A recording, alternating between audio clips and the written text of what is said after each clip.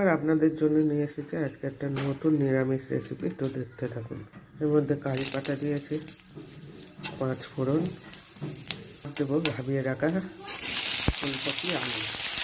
এখানে আমি কিছু কাঁচা বাদাম গরম জলে ভিজিয়ে রেখেছি এবং এইটা আমি জাস্ট পেস্ট করবো না, থেতো করে দেবো।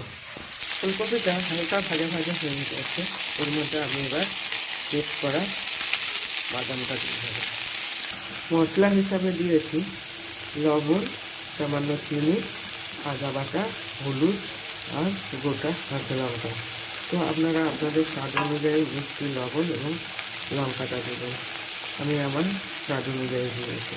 তরকারিটা দেখুন আমি কষে নিয়েছি। এবার এর মধ্যে দিয়ে দেবো গরম জল। তো রেডি আমার বাদাম ফুলকপি রেসিপি। যদি রেসিপিটা ভালো লাগে প্লিজ শেয়ার, সাবস্ক্রাইব অ্যান্ড